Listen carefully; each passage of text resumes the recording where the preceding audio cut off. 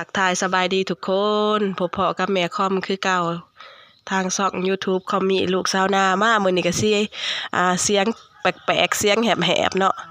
สถานที่อยู่ในอันวิดีโอนี่ก็ทุกคนก็สิเคยเห็นเนาะแม่คอมก็มาทางเฮือนอันนางหมูทองลูกสาวเอื้อยน้ำทิพย์กับไอลูทาง USA ถือว่ามามื้อนี้ก็มาอัปเดตรีวิวเครื่องของที่เอื้อยกับอ้ายเพิ่นสิตั้งโรงทานอยู่งานบุญบ้านนาคองไผ่มื้ออื่นเนาะทุกคนถือว่าผู้เป็นสะพานบุญเพิ่นก็ทั้งเอื้อยใจพร้อมด้วยลูกหลานครอบครัวเพิ่นสวยกันโดยขอบใจเอื้อย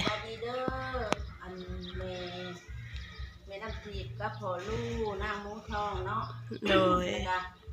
พร้อมด้วยผู้ใหญ่ใจบุญถูกทานเนาะเพิ่นให้เงินมาเฮ็ดลงทานมีดิโดอยู่10แก๊สดิโด10แก๊สลูกศิษย์20โลหมักโมอีได้หมักโม50หน่วยไว้ใช่หรือไงหมักโมอยู่คนแล้วอยู่คนอยู่ทางนอกว่าอยู่ห้องตัวนั้นโดยห้องบอลเพิ่นเฮ็ดเฟอร์ตะกี้นะบ่แม่ก็ใส่เมียนโดยแล้วก็ขอบใจหลายๆเด้อผู้ใหญ่ใจบุญถูกทานแล้วก็พร้อมพ่อแม่หมูทองคือแม่น้ำทิพย์กับพ่อลูกสุวรรณเนาะโดยแล้วผู้ใหญ่ใจบุญถูกทานก็ขอให้ได้เป็นบุญเป็นกุศลเด้อเพิ่นให้เงินมาอยู่3 ล้านมาให้ตรงทานประมูลทานโดยขอให้ได้บุญได้กุศลหลายๆเด้อขอให้อันท่านเป็นสิ่งศักดิ์สิทธิ์ทั้งหลายทางปวงเนาะขอให้อันอายุมั่นขวัญยืนโดยเจ็บบ่ได้ความไข้บ่ให้มีปรารถนาสิ่งใดก็ให้ขอให้ได้สมความมุ่งมั่นปรารถนาเนาะโดยสาธุท่านผู้ใหญ่ใจบุญผู้เพิ่นมาให้เฮาเป็นสะพานบุญให้นะจ๊ะแล้วก็อันลูกหลานเมื่อทุกคนคัดเพิ่นมาเฮ็ดซอยเนาะกะเกียมตอนกะเกียมโดยเด็กเลยเขามีเพิ่นหากับมาแม่นได้บุญทุกทานแล้วก็พ่อแม่หมูทองขอให้เป็นทานแก้วทานทิพย์เด้อขอให้อยู่ดีมีแห้งเพิ่งแม่พ่อมีก็ให้อยู่เย็นเป็นสุขเด้อผมมาถ่ายปีไข่กันสาธุเย็นเป็นสุขอยู่ดีมีแห้งสาธุด้วยเงินข้ามมื้อสุขคนอยู่ดีมีแห้งสุขภาพแข็งแรงก็อยู่ดีมีแห้งมัดเท่านั้นแหละเนาะแม่นแล้วเบิดเท่านั้นแหละความว่าคนเฮามีแต่สิ่งดีๆโดยป้าตัวน้องทุกคนนี่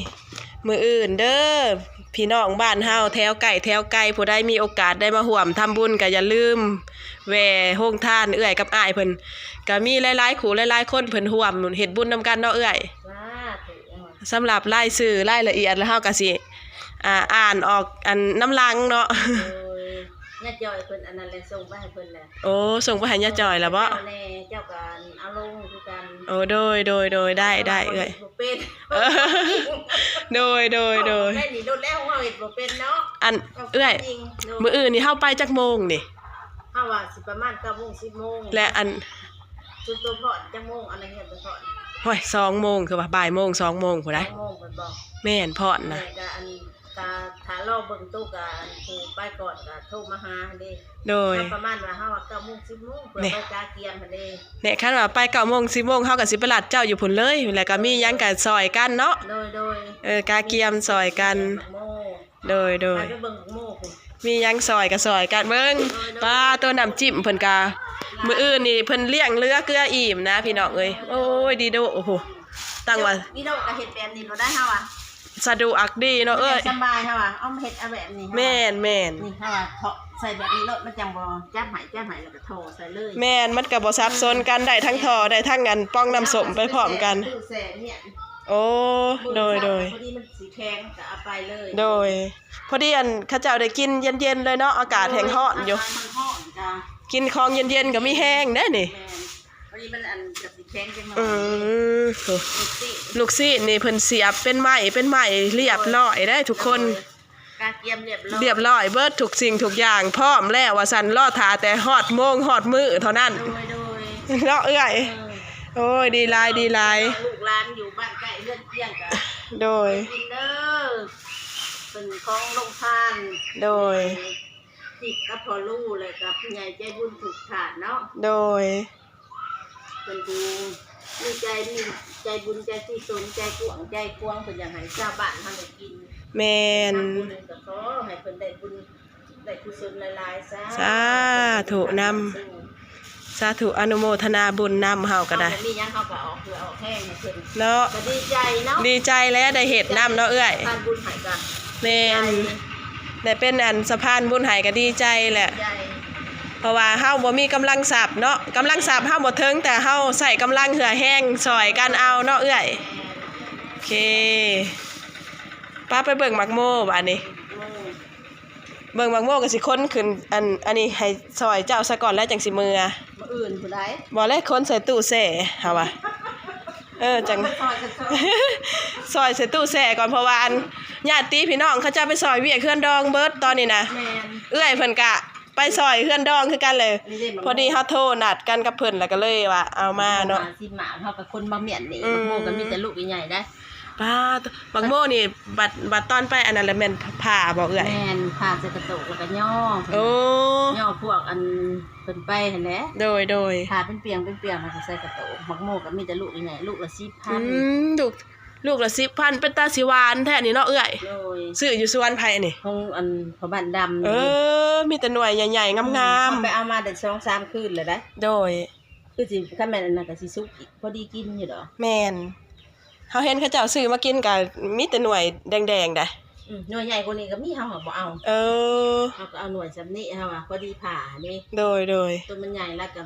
แบบว่ามันหน่วยละ20,000ตัว แม่นมันก็สิบ่ได้หลายหน่วยมันก็หน่วยใหญ่เนาะ แม่น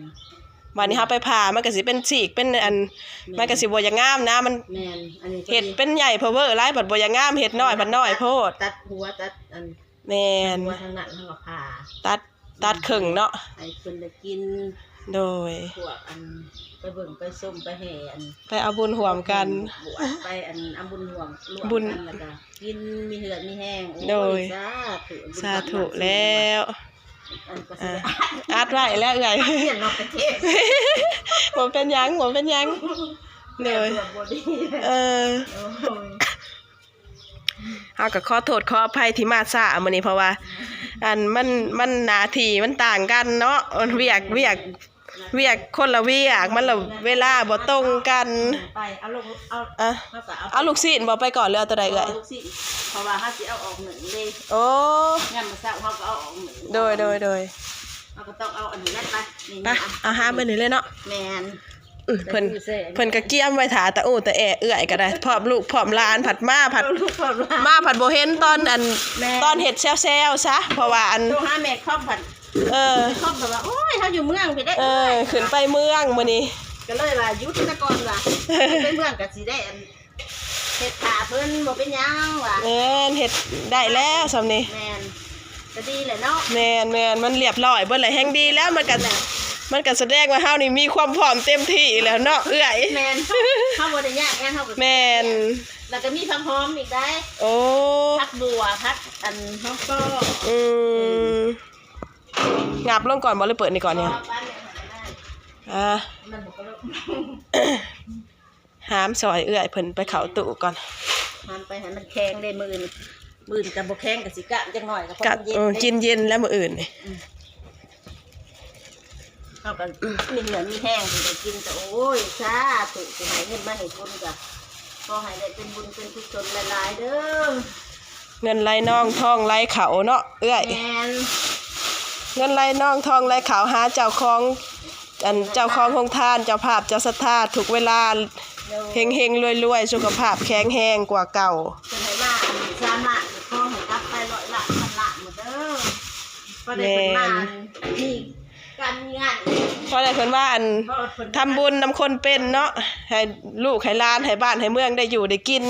แม่นเฮาก็เป็นสะพานบุญดีใจเนาะ โดย ดีใจและได้มีส่วนร่วมเนาะเอื้อยได้ แม่นได้มีส่วนร่วมทำบุญนำเพิ่นก็สา อย่างน้อยๆก็คือสิได้บุญนำเพิ่นอยู่ดอกเนาะเอื้อยทั้งว่าสิบ่ได้หลายซ้ำเจ้า เจ้าของสับก็สิได้ลุดลงมาก็ดีใจแหละ เพิ่นเนาะ โดยแค้นปีกแค้นหางกับภาษาบูฮานเพิ่นว่าเนาะ แม่นโอ้ขอโทษนะ บ่เป็นหยังดอกมันอันนั้นกระซ่ามันดีด ขึ้นนี่ตัวคนอื่น อืม ชาวโลนเขาเสียกัน 20โล400กว่าไม้ แม่น ปาโต สำก็เป็นผลไม้ก็สิเลาะบ่คนแล้ว โอ้ย หนีบมือเจ้าของซะคันผลไม้ก็400กว่าคนก็ถือว่าจะกลุ่มในงานเลยได้เนาะเอื้อย แม่น โครงทานอันของอันทั้งเอื้อยทั้งอ้ายเพิ่นก็เบิดคู่คนนั่นแหละออกสื่อร่วมเนาะเอื้อยอ้ายเบิดทุกคนนั่นแหละก็ใหญ่สมควรได้นี่ทุกคนเลยบ่แม่นว่าลงทานน้อยๆได้นี่ 3 ล้านใหญ่เติบมา แม่นเกือบเข้าหมื่นละ สาวแม่นนี่อีกมื้ออื่นก็ มื้ออื่นก็ใช้งานอีกเนาะ เอาไป ซอกซึ่งเพิ่นทำความสะอาดไว้เกียมพร้อม แม่น